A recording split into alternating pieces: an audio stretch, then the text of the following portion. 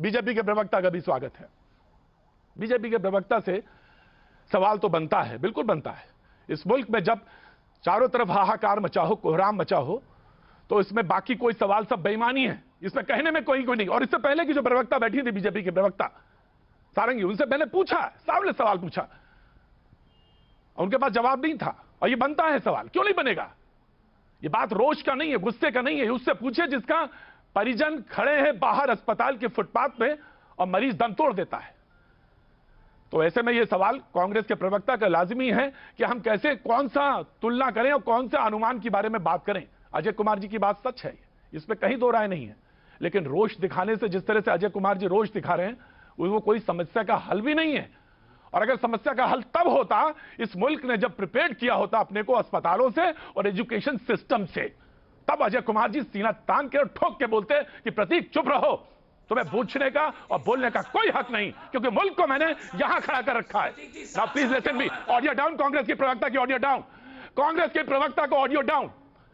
BJP के प्रवक्ता से सवाल है कि एक अनुमान जो जिस पे हम बैठे हैं उस पर कहां रखते हैं, और जो कांग्रेस के प्रवक्ता ने सवाल पूछा उस पर भी जवाब देना चाहेंगे तो बहुत अच्छा लगेगा कि you are facing the questions, real questions. BJP के प्रवक्ता। देखिए प्रतीक जी, मुझे कोई दुश्वारी नहीं है, जो भी सवाल है मैं उसका जवाब दूंगा, संजीदगी से दूंगा। एक डिसिप्लिन पार्टी से, डिसिप्लिन पार्टी का सोल्जर हूं, संजीदगी से जवाब दूंगा और बिल्कुल समझदारी के साथ जवाब दूंगा। देखिए, जो भी आज जो इलेक्शन के लिए बैठे हैं हम यहाँ पर, इलेक्शन का रिजल्ट एक कॉन्स्टिट्यूशनल बॉडी है इलेक्शन कमीशन, उसकी कॉन्स्टिट्यूशनल रिस्पॉन्सिबिलिटी है इलेक्शन कराना। आप जाके आर्टिकल 172, जरा मैं अजय जी को बोलता हूँ, डॉक्टर अजय को, कि आप आर्टिकल 172 का अच्छे से अध्ययन करिए और फिर कहिए कि इलेक्शन कमीशन ने जो रिस्पॉन्सिबिलिटी अपनी दिखाई है वो उसने गलत किया कि सही किया। और साथ साथ मैं ये भी कहूंगा कि स्टेट एडमिनिस्ट्रेशन की रिस्पॉन्सिबिलिटी होती है, जो प्रोटोकॉल दिया है इलेक्शन कमीशन उसको इम्प्लीमेंट कराने की रिस्पॉन्सिबिलिटी स्टेट एडमिनिस्ट्रेशन है। ये ममता बनर्जी की विफलता, और अगर उनकी विफलता है तो उसको स्वीकार आपको करना चाहिए, ना कि ठेकरा किसी और पे फोड़ना चाहिए।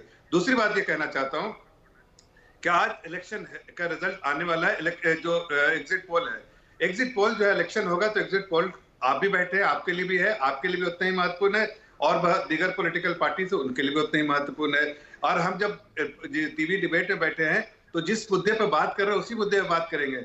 आपसे अगर मैं टीएमसी के बारे में पूछे तो आप कहेंगे भैया टीएमसी के बारे में बात करो। नहीं, एक मिनट सुन लीजिए, एक मिनट बात सुन लीजिए। तो मैं आपसे आज ये मुद्दा है कि हम ये बात अजय की ये गड़बड़ नहीं है, ये अजय की बात गलत नहीं है कि बड़ा भारी मन से ये बात कहनी पड़े। अजय की बात सही है और अजय इसमें गलत नहीं है। अजय अगर इस सवाल पूछते, लेकिन मुझे अजय की बात ये ज्यादा नहीं अच्छी लगी कि अजय जिस कॉन्फिडेंस के साथ बोल रहे थे, तो मुझे लगा कि या तो इन्होंने इस देश को, इस मुल्क को बदल दिया था इन 7 सालों से पहले, और ये मुल्क एकदम सही स्थिति में खड़ा हुआ था।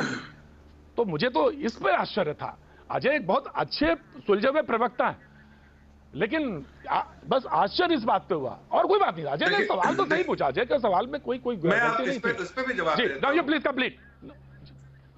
जब कंप्लीट करिए, जफर कंप्लीट। हाँ, मैं सिर्फ कंप्लीट कर रहा हूँ कि देखिए, आज मैं इस बात से बिल्कुल आंखें नहीं चुरा सकता, न चुराना चाहता हूं, न चुराने हमारे जरा से भी ऐसी मंशा होगी। हम एक समाज में एक डिसिप्लिन पार्टी हमारी, हम लोगों की सेवा के लिए हैं। अगर आज महामारी है तो महामारी को हम उसके एकजुट होकर उसको लड़ने का काम करेंगे, ना कि कहीं ना कहीं तफरका पैदा करके अपने फायदे के काम करेंगे। आंकड़ों का खेल शुरू हो गया।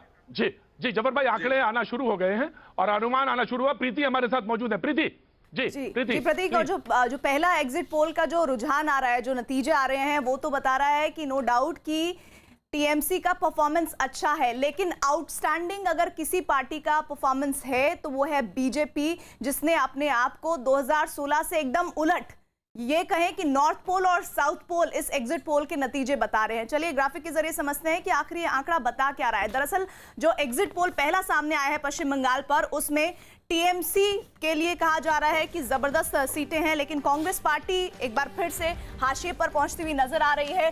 टीएमसी प्लस को 150 से 164 सीटों पर जीत मिलती हुई दिख रही है, वहीं बीजेपी को 109 प्लस 121, मतलब बीजेपी के सहयोगियों के साथ उसे इतनी सीटें मिल रही है। वहीं दूसरी तरफ अगर कांग्रेस पार्टी की मैं बात करूं तो 14 से 25 सीटें इस एग्जिट पोल में सामने आ रही है। इसका सीधा मतलब यह है कि ये बात सही है कि बीजेपी ने टीएमसी को चुनौती दी है। वहीं दूसरी तरफ रिपब्लिक टीवी का एग्जिट पोल क्या कह रहा है वो भी देख लीजिए। उन्होंने 126 से 36 तक की सीटें दी है, लेकिन हाँ, यहां पर कांग्रेस पार्टी को बढ़त मिली है।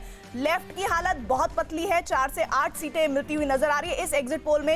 ये रिपब्लिक टीवी का एग्जिट पोल है। वहीं कांग्रेस पार्टी के लिए भी बहुत अच्छी खबर नहीं सामने आ रही है। बीजेपी के लिए हाँ जरूर अच्छी खबर सामने आ रही है, लेकिन सबसे बड़ी बात ये कि ये जो एग्जिट पोल के नतीजे हैं ये 2 मई से कितना मैच करेंगे, कितना टैली करेंगे, ये बहुत इंपॉर्टेंट होने वाला है। और रिपब्लिक टीवी का जो एग्जिट पोल है वो कांग्रेस पार्टी को 6 से 9 सीटें दे रहा है। तो अभी भी जो 2 एग्जिट पोल्स हमारे सामने प्रतीक आए हैं उसमें आज तक और रिपब्लिक का दोनों में कुछ फर्क लग रहा है। जहां एक तरफ बीजेपी को बढ़त मिल रही है एक एग्जिट पोल में, वहीं दूसरी तरफ टीएमसी को बढ़त मिल रही है।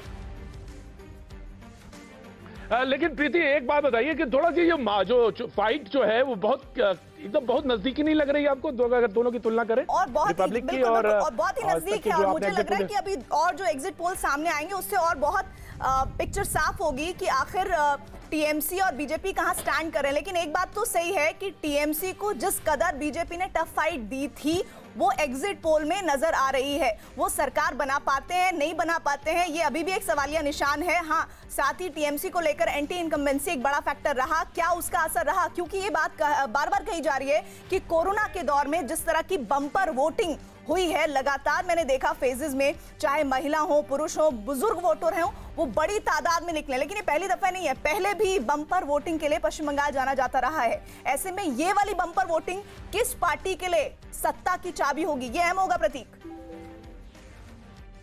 बिल्कुल आप कह रही हैं। मैं टीएमसी के प्रवक्ता मौजूद हैं, आप उनसे रिएक्शन लीजिए। पहला रिएक्शन टीएमसी के प्रवक्ता से।